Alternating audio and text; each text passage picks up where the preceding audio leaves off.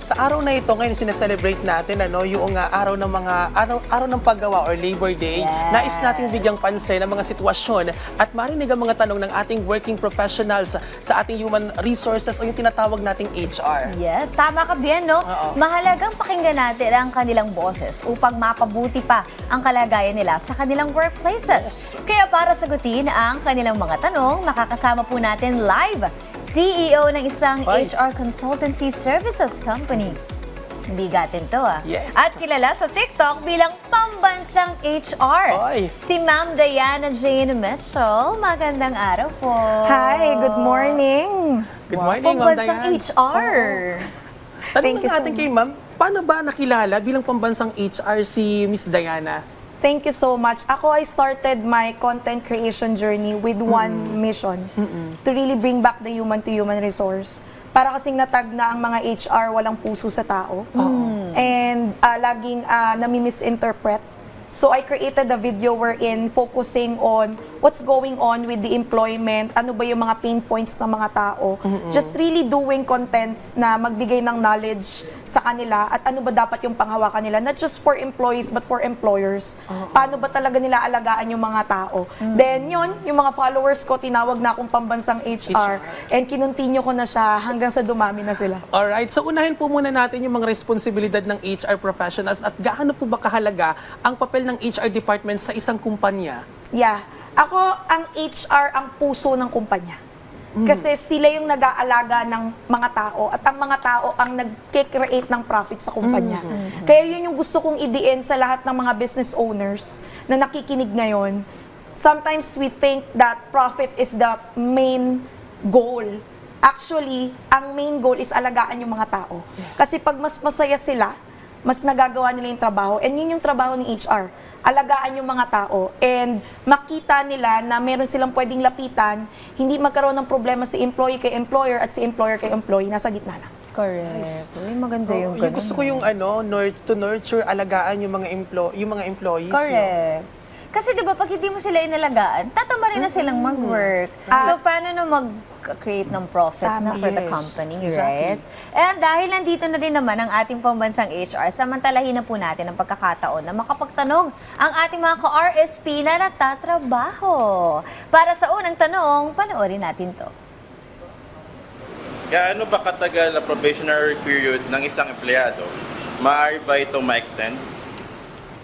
Thank you so much for that. Actually, ang probationary period is 180 days. So basically, kapag naka 6 months na ang empleyado, automatically regular na po siya kahit hindi siya papirmahan.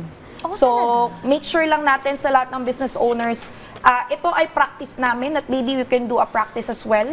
Ika-4th month kasi sa amin, ini-evaluate na namin si employee. Then, recheck 5 months kung hindi talaga niya na-meet yung expectation ng company with regards to KPI, pwede pong mag-request si employee na ma-extend ang kanyang probationary at ma-check ulit yung kanyang output kasi doon natin may kita kasi hindi natin pwedeng baliin yung law na talagang 6 months, automatic, regular na ang empleyado. So kung pwede siyang ma-extend, it depends on the employee. They need to show intention by emailing the HR na willing siyang mag-undergo ulit for an evaluation at mapakita niya na talagang worthy siya sa trabaho. Uy, ang clear nun So wait lang.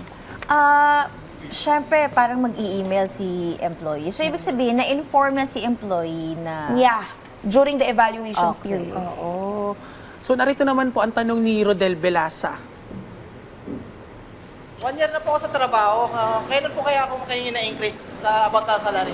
Maganda yung Gandang tanong yan. Oo. Yan, sa mga nag-a-ask for salary increase, Yun. ang basis po natin for salary increase, ito po ay mandatory ng government kung meron pong minanda ang gobyerno.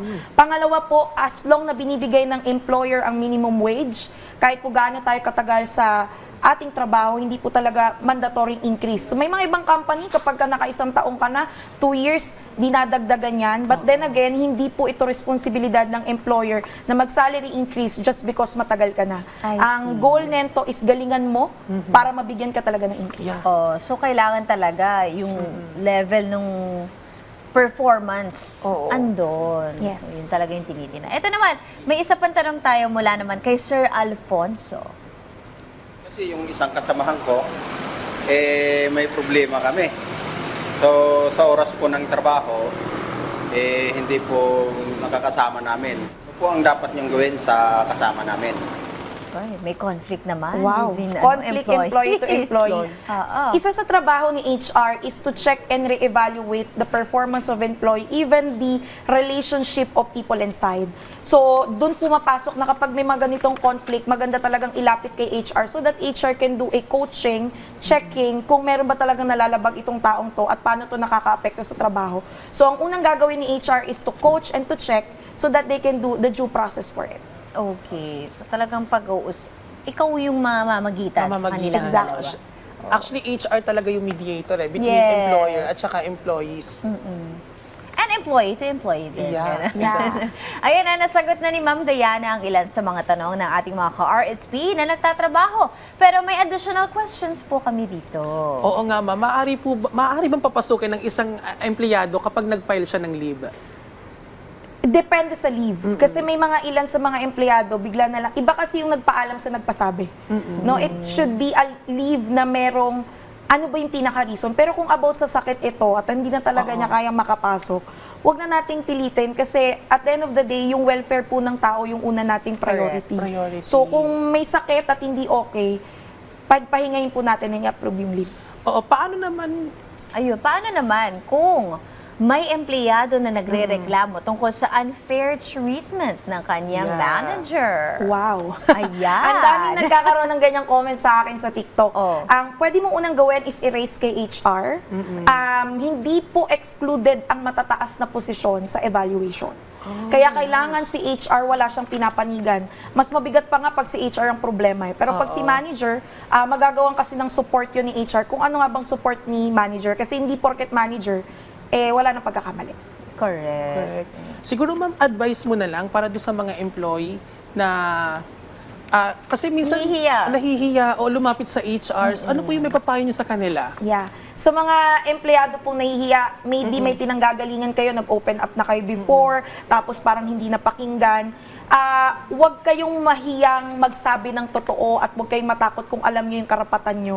Sa mga business owner, kung hindi niyo po kayang makuha agad lahat ng concerns nila, magpa-survey po tayo. Kasi ako kitang-kita ko yan, we grew up our business ng mabilisan because ang main intention namin, alagaan sila. Alagaan. Yes, alright. Maraming salamat po sa inyong oras, Ma'am Diana Jane Michelle.